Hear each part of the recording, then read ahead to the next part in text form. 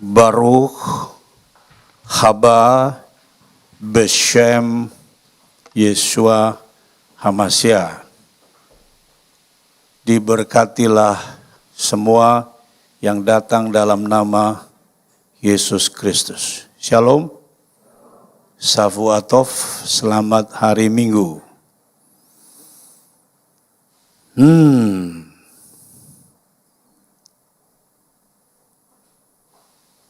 Kita hampir selesai. We are almost finished. Kita hampir menyelesaikan. Bukan garis finish ya, tapi tahun 2001. Tinggal 1 minggu lagi kita masuk tahun baru 2022. Kita tidak pernah diberi akses, manusia tidak pernah diberi akses untuk mengetahui apa yang akan terjadi. Tetapi yang kita tahu adalah Yahweh Himeka, Tuhan menyertai kita. Amin. Haleluya. Tema bulan Desember untuk Gereja Isa Al-Masih di tempat ini adalah Wait for the Lord, nantikan Tuhan. Tetapi tema minggu ini adalah sabar ada batasnya, tanda tanya. Sabar itu adalah karakter, bukan karunia.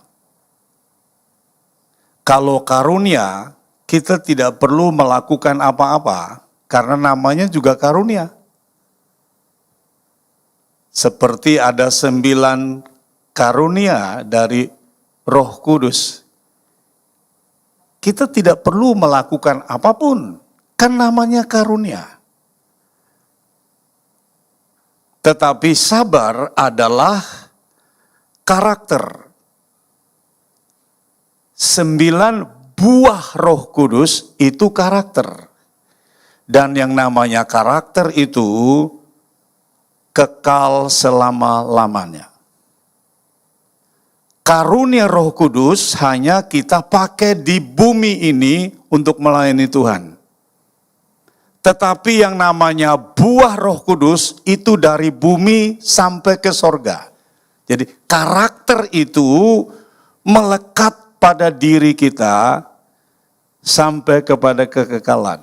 Jadi pertanyaannya, sabar ada batasnya? Tidak ada.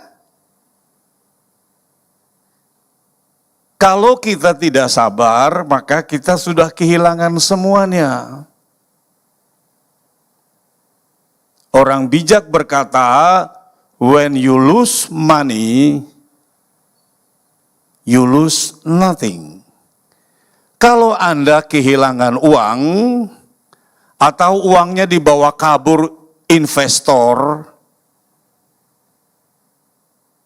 ya Anda tidak kehilangan apapun. Karena uang bisa dicari.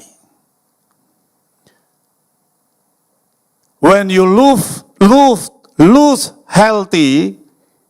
health, kesehatan, when you lose health, hilang kesehatan, maka you lose something.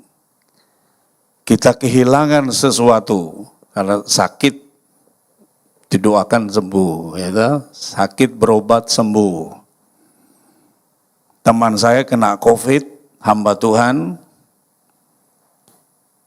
sembuh. Walaupun ada long COVID-nya. Jadi bicaranya tidak jelas, memorinya terganggu, jarinya tidak bisa normal seperti ini.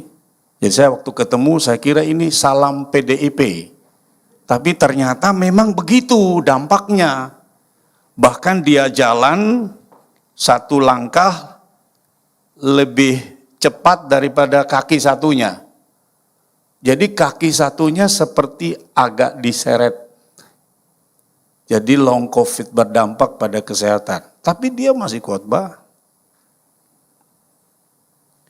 Long COVID berdampak pada ekonomi. COVID-nya sudah reda, coronanya sudah reda. Ini mahkota Omi itu sudah jangan ditakut-takuti. Mahkota Omi itu maksudnya Omikron. Kan Omi itu kron, kan mahkota Omi dong. Kita Indonesia kan aja supaya agak jinak sedikit, ya toh? Di Inggris yang meninggal hanya 1, yang dirawat hanya 2 hari, 3 hari lalu pulang. Jadi jangan sampai kita panik.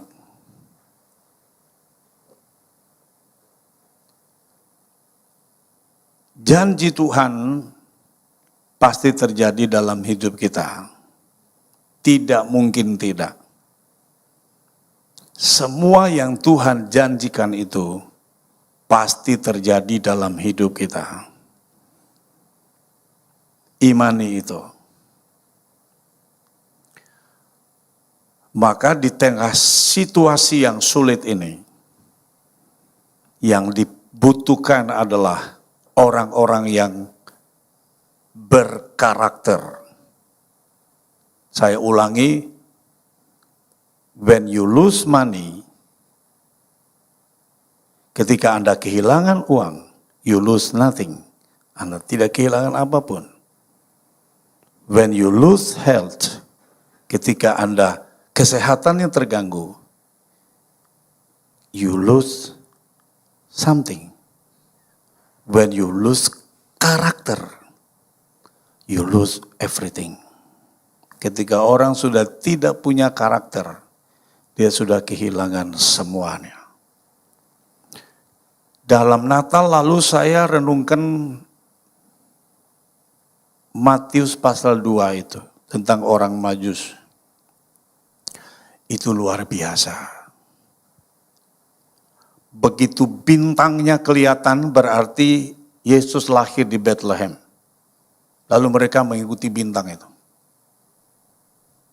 Sekitar 2 tahun baru tiba.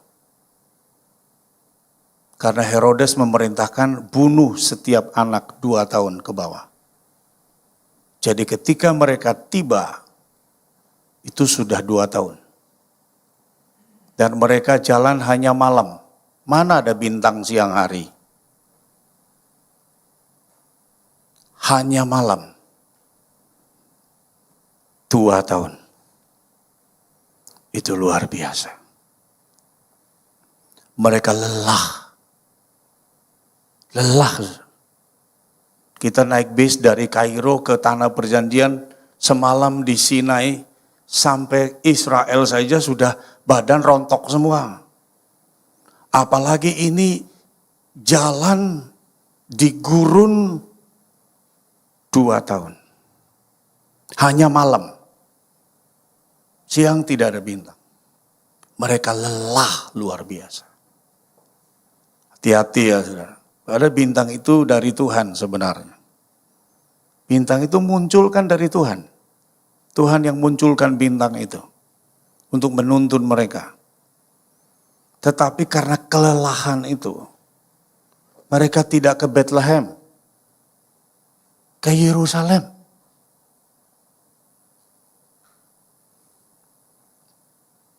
Hati-hati, saudara. Kelelahan rohani itu membuat seseorang akan menyimpang dari visi yang dari Tuhan.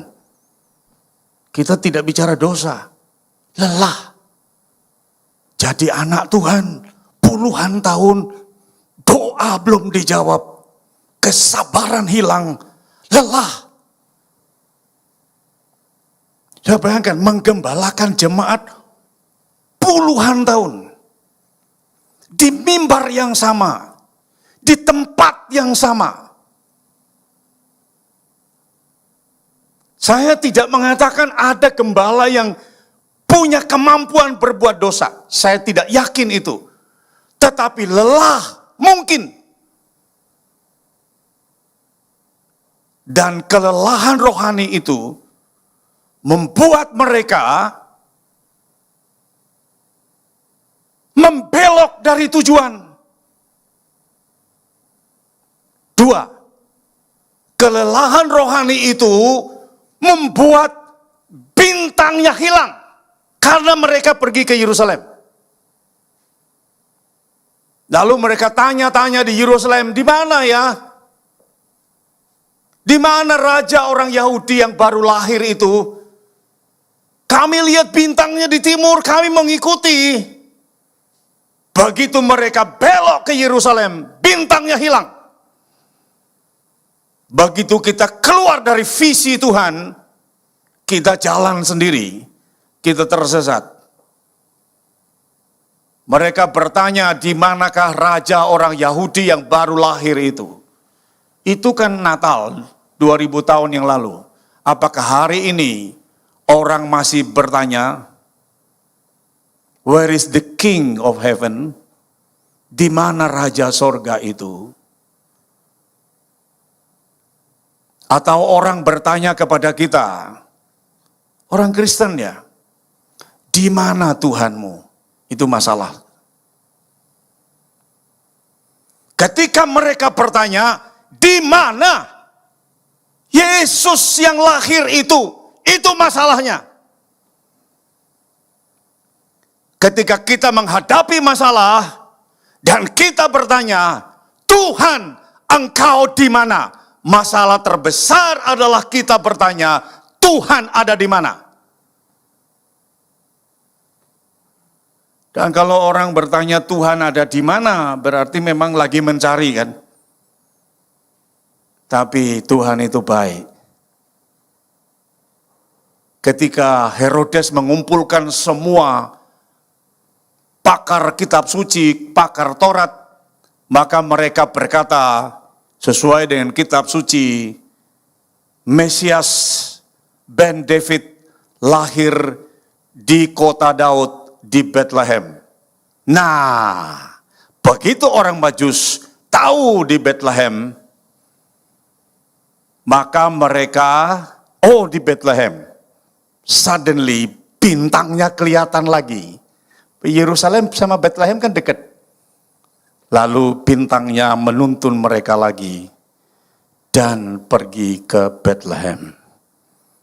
Memang Tuhan tidak pernah gagal. Amin. Yang belok itu kita. Yang lelah itu kita. Tetapi Tuhan menunggu kita. Kita baca Yesaya 30 ayat 18. Yesaya 30 ayat yang ke-18. Sebab itu Tuhan menanti-nantikan saatnya hendak menunjukkan kasih-Nya kepada kamu. Itu luar biasa ya. Jadi ayat ini berkata, Tuhan menantikan saatnya hendak menunjukkan kasih-Nya kepada kamu. Sebab itu Ia bangkit hendak menyayangi kamu. Sebab Tuhan kita adil. Amin. Tapi bagian terakhir begini. Berbahagialah semua orang yang menanti-nantikan Dia. Jadi Tuhan menantikan saatnya, tetapi kita juga menantikan Tuhan.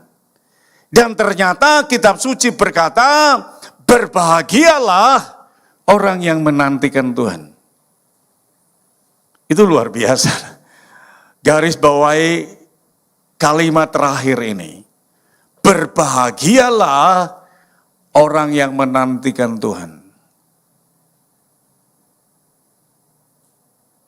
Sebab ketika kita menantikan Tuhan, maka bagian pertama berkata, itulah saatnya yang juga Tuhan nantikan.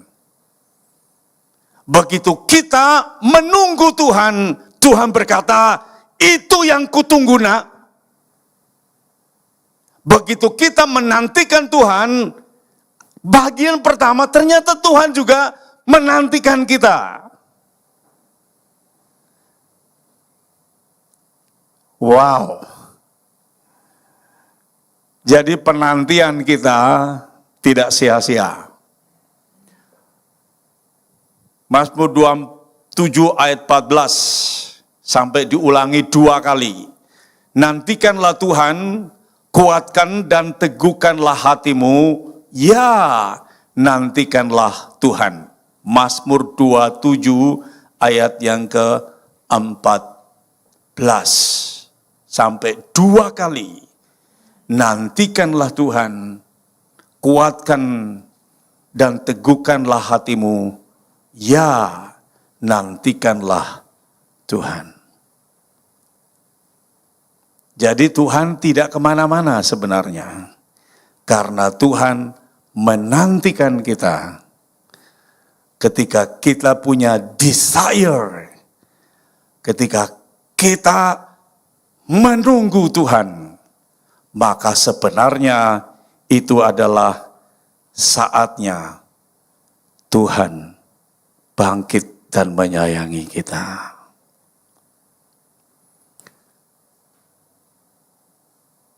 Memang tidak seorang pun tahu waktu Tuhan itu kapan. Tetapi kalau kita baca kitab suci, maka kalau Israel sudah dicatat dalam kitab suci. 400 tahun tunggu di Mesir. 70 tahun tunggu di Babel. 1878 tahun terserak di antara bangsa-bangsa. Kan dari tahun 70 Masehi sampai 1948 baru kembali lagi ke tanah perjanjian. Berarti 1878 tahun. Lama juga ya. Dari tunggu di Mesir 400 tahun, tunggu di Babel 70 tahun, terserah ke seluruh bumi 1878 tahun. Baru kembali ke tanah perjanjian. Dan tanah itu tidak berubah. Anehnya, waktu mereka keluar, tanah itu berubah jadi gurun yang tandus. Waktu mereka kembali, tanahnya subur lagi. Amazing.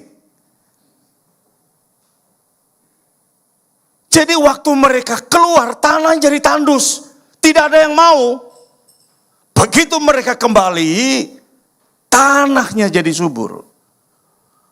Maka Israel itu disebut Bnei Elohim, anak Elohim, anak Tuhan. Keluaran 4 ayat 22. Mereka juga disebut Bnei Samayim, anak kerajaan surga.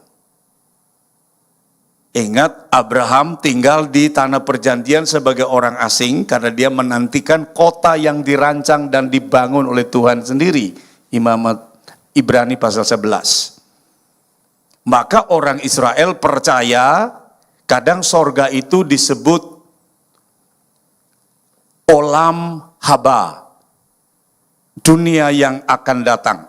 Dunia yang sekarang tanah perjanjian, dunia yang akan datang itu adalah Olam Haba. Kalau jemaat mendengar Olam Haba di dalam nyanyian Ibrani itu berarti sorga.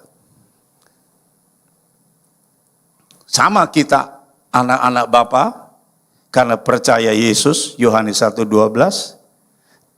Paulus berkata kita juga adalah warga kerajaan sorga. Sama kan? Mereka juga Bnei Abraham, anak Abraham, kita juga. Semua yang percaya dalam nama Yesus adalah anak-anak Abraham. Tapi satu lagi yang kita tidak punya, yaitu mereka selalu deklarasi mereka sebagai Bnei Eretz. Artinya son of the land, anak dari tanah. Itu Israel. Maka ketika mereka keluar tanahnya jadi tandus. Tapi ketika mereka kembali, tanah itu jadi berlimpah. Dan mereka menikmati. Maka ketika mereka makan roti, mereka memuji Tuhan.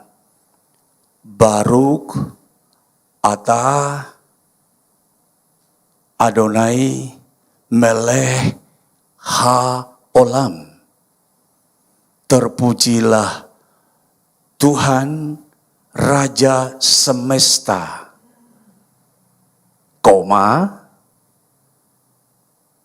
Hamotzi Lehem Min Haaretz, yang memberikan kita roti dari tanah ini.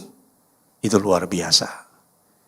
Mereka mendeklarasikan Bnei Eretz, son of the land. Maka tanah itu memberi kehidupan kepada mereka luar biasa. Wait for the Lord. Semua yang Tuhan janjikan pasti terjadi. Ada beberapa ayat yang menjadi catatan untuk kita.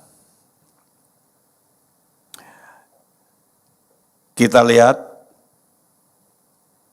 Injil Yohanes pasal 2 ayat yang keempat. Yesus berkata, saatku belum tiba. Walaupun Yesus berkata, my time has not come.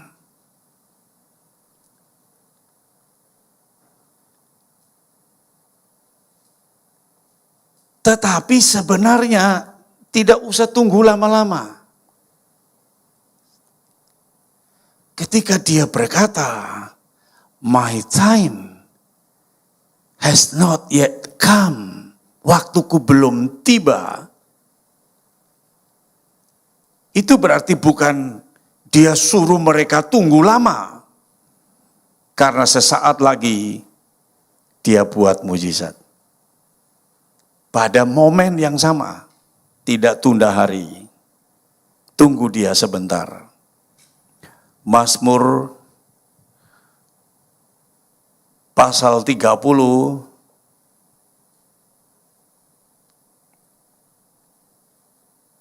ayat 6.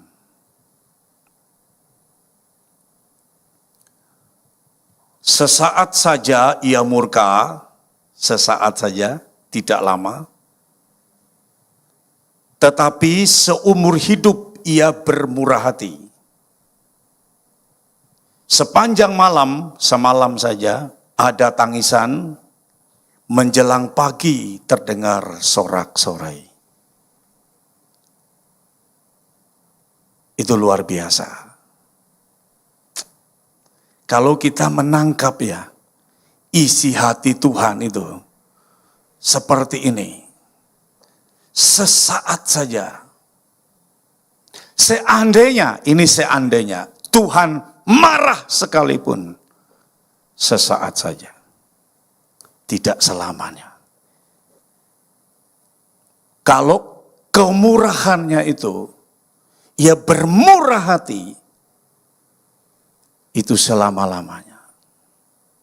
Seumur hidup, ia murah hati. Seandainya, sekali lagi, dia murka sesaat saja. Tetapi kemurahan Tuhan itu selama-lamanya. Seandainya Tuhan izinkan air mata terjadi dalam hidup kita, maka kitab suci berkata, itu hanya semalam saja. Karena begitu fajar menyingsing, maka terdengar sorak-sorai. Masa kita tidak sabar hanya semalam? Iya. Itu luar biasa. Mari kita belajar. Hosea 6 ayat yang ketiga. Hosea 6 ayat 3. Ada dua kebenaran di sini. Ini di sini digambarkan bahwa Tuhan, Ia sepasti muncul seperti fajar. Ya kan? Pagi-pagi terdengar sorak-sorai, semalam ada masalah. Pagi-pagi Dia muncul seperti fajar. Tapi ada cara Tuhan yang lain, Ia akan datang kepada kita seperti hujan pada akhir musim yang mengairi bumi. Jadi kalau pagi Dia datang, berarti persoalan kita malam selesai.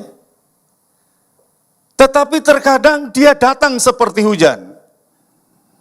Dan hujan itu adalah tunggu musim, bukan? Kadang kita hanya tunggu sebentar saja, satu musim saja. Musim kemarau akan berlalu dan hujan itu akan turun. Petani kan mesti sabar, dia tunggu hujan turun. Dan ayat ini menggambarkan Tuhan seperti fajar yang pasti muncul pada pagi hari. Dan Tuhan seperti hujan yang turun pada akhir musim untuk mengairi bumi. Nantikan Dia. Sabar sebentar saja. Kita lihat apa yang Rasul Paulus katakan. 2 Korintus 6 ayat 2. 2 Korintus 6 ayat 2. Pada waktu Dia berfirman, pada waktu Dia berkenan untuk menyelamatkan, maka waktu yang Dia berkenan itu adalah hari ini. Jadi kata hari ini itu berlaku sepanjang hidup kita. Sekali lagi, kata hari ini itu berlaku sepanjang hidup kita. Karena nanti kalau kita tiba pada besok, maka besok kita berkata hari ini. Kita pindah pada 2 hari lagi, kita berkata lusa. Pada waktu kita tiba di lusa, maka kita berkata, yaitu hari Selasa, kita berkata hari ini. Kita pindah ke hari Rabu, maka kita berkata hari ini. Artinya setiap hari Tuhan berkenan memberkati kita, menyelamatkan kita, menjawab doa kita. Amin. Jadi hari ini artinya seumur hidup kita. Bukan hari ini, hari Minggu 19 Desember 2021, lalu besok tidak berlaku lagi, tidak. Hari ini artinya berlaku seumur hidup kita. Setiap hari. Haleluya. Jadi betul kita tidak tahu apa yang terjadi hari esok. Tuhan Yesus memberi kepada kita bagaimana kita memanage masalah. Seandainya kita menghadapi masalah dan kita gunakan ayat ini, kita bahagia dalam situasi apapun. Yaitu Matius pasal 6 ayat 3-4. Ayat berkata, kesusahan sehari cukup untuk sehari. Kalau hari ini kita sedih, ya cukup untuk hari ini saja. Coba kalau kita manage masalah kita, persoalan kita, seperti ayat ini. Wow. Luar biasa kan? Jadi masalahnya adalah begini.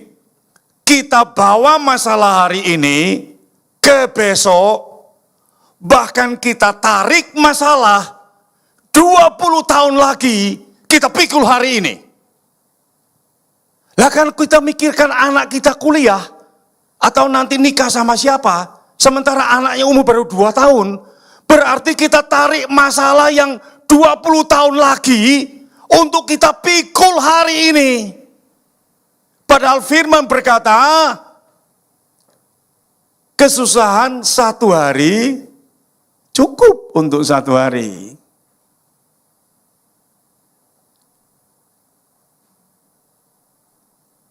Hari esok pasti kita bersama Tuhan. Amin. Haleluya. Nantikan Tuhan. Punya karakter itu. Diam, tenang, berharap, percaya. Nantikan Tuhan. Petani itu dia menabur dengan air mata. Tapi Mazmur 26 berkata, dia akan menuai dengan sorak-sorai. Ada jaraknya memang.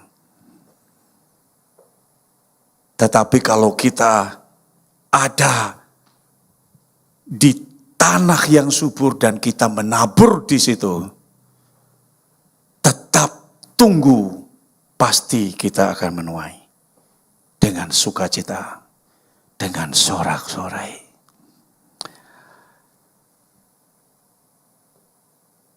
Mari kita melihat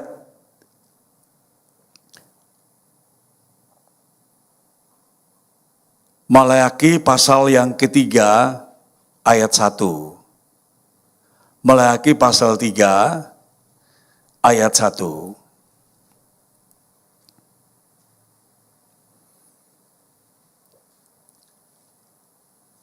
Ya, lihat, aku menyuruh utusanku supaya ia mempersiapkan jalan di hadapanku. Dengan mendadak Tuhan yang kamu cari itu masuk ke dalam bait-Nya. Malaikat perjanjian yang kamu kehendaki itu sesungguhnya ia datang, firman Tuhan semesta alam. Satu kata di dalam ayat ini yang luar biasa. Saya ulangi lagi. Lihat, aku menyuruh utusanku supaya ia mempersiapkan jalan di hadapanku. Begitu jalannya sudah siap, maka kalimat selanjutnya, dengan mendadak Tuhan yang kamu cari itu masuk ke bait-Nya. Wow. Iman ini satu kata di sini, mendadak. Suddenly. Keren ya. Jadi Tuhan itu ternyata suka mendadak. Rupanya Presiden kita Joko Widodo tiru Tuhan. Tiba-tiba datang begitu kan? Kan pejabat suka begitu kan? Tiba-tiba datang survei. Tuhan itu yang kita tunggu. Suddenly. Tiba-tiba. Haleluya. Wow, luar biasa. Saya berdoa supaya kita mengalami pengalaman ini. Tiba-tiba Tuhan datang ke bait-Nya. Kita berdoa sekian lama, lalu kita berhenti karena kita pikir, ya doa saya tidak dijawab. Tiba-tiba mujizat terjadi. Kita tunggu sepertinya terlalu lama, but suddenly something happen. Sesuatu terjadi dalam hidup kita. Jadi garis bawahi kata ini. Tuhan mendadak. Wow. Tuhan mendadak datang ke bait-Nya. Baitnya itu di bumi. Dia datang ke tengah umatnya. Luar biasa. Mari kita nantikan Tuhan. Tetap berharap kepada Tuhan. Dalam situasi apapun. Sebab Tuhan kita mendadak datang ke baitnya. Melawat umatnya. Ayat terakhir kita lihat, pasti ayat ini sering dikhotbahkan, jemaat sering membacanya, tapi ada sesuatu yang luar biasa di dalam ayat ini.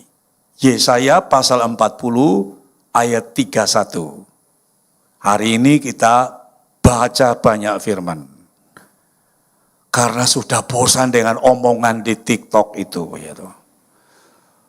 Tariannya ya hanya begini-begini. Terus aduh. Tidak ada hal yang baru. Ibu-ibu jangan lihat tarian itu. Nanti ibu sakit hati. Ya toh. Ini kan tempat nge-gym lagi tutup semua. Pesan-pesan juga provokatif,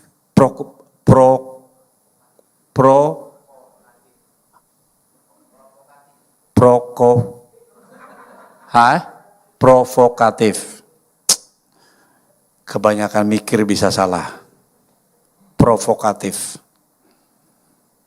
Natal jadi kontroversi. Ya, padahal kalau ada yang mengucapkan Natal juga boleh, ada yang tidak mengucapkan juga, kita tidak terganggu apa-apa sebenarnya. Tapi itu jadi masalah. Sampai ada yang bilang begini, kenapa di dalam kitab sucinya orang Kristen kok tidak ada azab? Ya karena azabnya orang Kristen itu sudah susah bangun gereja, katanya begitu. Benar juga sih ya, bangun gereja. Yesaya pasal 40 ayat 31. Ada sesuatu yang luar biasa di sini. Hebat ayat ini. Kita semua sudah tahu ya. Tetapi orang-orang yang menanti-nantikan Tuhan mendapat kekuatan baru. Mereka seumpama Raja Wali yang naik terbang dengan kekuatan sayapnya. Mereka berlari dan tidak menjadi lesu. Mereka berjalan dan tidak menjadi lelah. Yang perlu digarisbawahi adalah kekuatan baru. Mendapatkan kekuatan baru. Ayat ini hanya dialami oleh orang-orang percaya yang menantikan Tuhan. Itu luar biasa. Jadi kekuatan baru ini khusus bagi setiap orang percaya yang hidupnya adalah menunggu Tuhan, menantikan Tuhan. Dan ternyata orang yang menantikan Tuhan itu kekuatannya terus diperbarui. Itu luar biasa. Wow. Jadi nantikan Tuhan. Karena kita yang menantikan Tuhan itu diberi kekuatan baru. Wow. Luar biasa. Kita tidak akan lelah. Kita tidak akan letih lesu. Karena kita menantikan Tuhan. Dan orang yang menantikan Tuhan mendapatkan kekuatan yang baru. Dan kita berjalan makin lama makin kuat. Seharusnya seperti itu. Maka mari kita nantikan Tuhan. Mari kita tetap berharap kepada Tuhan. Mari kita tetap percaya kepada Tuhan. Sebab ketidaksabaran itu sekali lagi akan membuat kita kehilangan semuanya dan mengalami masalah besar dalam hidup kita. Ada banyak contoh dalam kitab suci. Abraham, bapak segala orang percaya saja, sempat tidak sabar untuk tunggu janji Tuhan. Sampai Ismail lahir, dan itu masalah besar sampai hari ini. Mari kita sabar menantikan Tuhan. Karena Tuhan memberi kita kekuatan yang baru setiap hari untuk kita berjalan bersama dengan Tuhan. Amin. Amin. Kita berdoa dan bersyukur kepada Tuhan. Bapa di surga, dalam nama Tuhan Yesus, kami bersyukur karena ada kekuatan baru bagi setiap orang yang menanti-nantikan Tuhan. Ada kekuatan baru bagi setiap anak-anak Tuhan yang berharap kepada Tuhan setiap hari. Ada kekuatan baru bagi setiap orang yang beriman. Imannya tidak akan goyah dalam situasi apapun juga. Diberi kekuatan baru. Terima kasih Tuhan. Biarlah kekuatan yang baru kami terima hari ini. Dan kami terus berjalan. Melewati masa-masa yang mungkin lebih sulit ke depan. Tetapi kami berjalan. Bahkan Tuhan ada di depan kami. Taruh firman dalam hati kami. Berkati semua jemaat yang datang hari ini. Biarlah setiap mata hanya tertuju kepada Tuhan Yesus yang memimpin kami kepada kesempurnaan. Kemuliaan bagi Bapa dalam nama Tuhan Yesus Kristus. Berkati semua jemaat yang hadir, berkati yang mendengar kebenaran ini melalui media sosial, yang mendengar firman ini di rumah hari ini secara online. Berkati mereka dengan kekuatan yang baru dalam nama Tuhan Yesus Kristus. Semua yang terima kekuatan baru katakan amin.